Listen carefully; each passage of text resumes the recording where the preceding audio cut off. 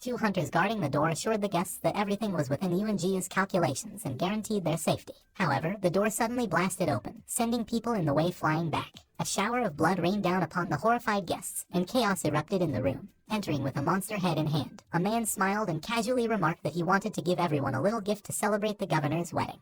The guests, witnessing the gruesome scene, panicked and started running away, shouting about the presence of a monster's corpse. As the chaos unfolded, one man questioned the sanity of someone daring to do such a thing on the governor's wedding day. Another called for dealing with the intruder, challenging the earlier assurance of safety. Yuanjia, looking at the man with a cold smile, identified him as the rank-wanted criminal, Zuo Kai. She explained that she had been busy dealing with the rebel army forces and hadn't wanted to personally handle someone of his caliber. However, she saw his arrival as an opportune moment and declared her intention to use him as her first gift to the groom. Yuanjia continued to smirk, revealing another piece of information to Zuo Kai. She disclosed that she had already sent hunters to the martial arts center that took him in, intending to use it as bait to draw him out. However, since he wasn't there, she suggested that everyone he knew had likely been completely massacred. Zuo Kai responded with a sarcastic smile, asserting that if those who underwent his training were killed by the trash she sent, then they were also trash. He bluntly stated that if they are trash, then they deserve to die.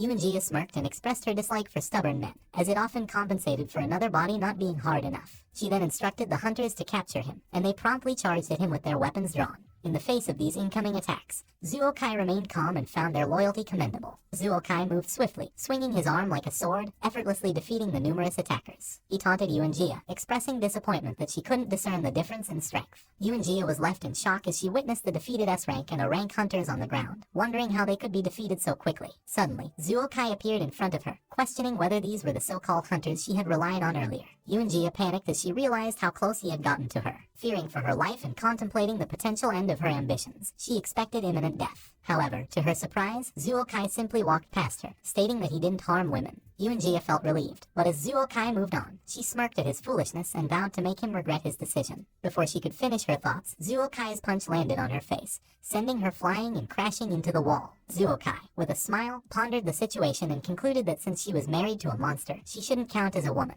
He even suggested she might not be human anymore. The demon governor was intrigued by his audacity, and jumped in front of Zuo Kai, noting that despite emitting no magical power, and being neither a hunter nor a monster, he possessed considerable strength. In response, Zuo Kai threw a punch at him and told him to remember that this was martial arts. A massive shockwave ensued, obscuring the fate of the demon governor. However, in the next moment, a voice questioned the strength of Zuo Kai's martial arts. The demon governor had caught his punch and expressed disappointment. He mentioned that his comrades had once entered a world where martial arts reigned supreme, and they had said that those experts' strength was not bad.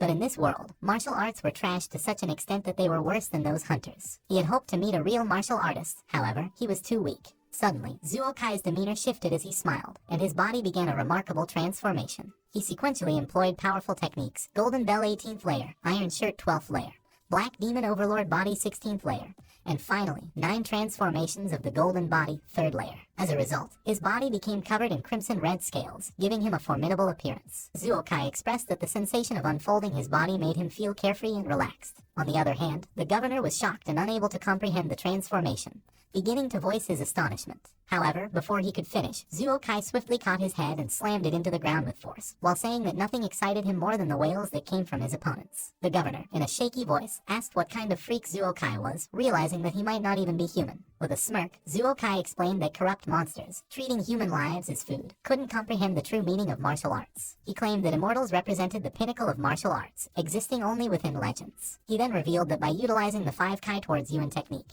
he had condensed immense power, surpassed the limits of the human race, and had become a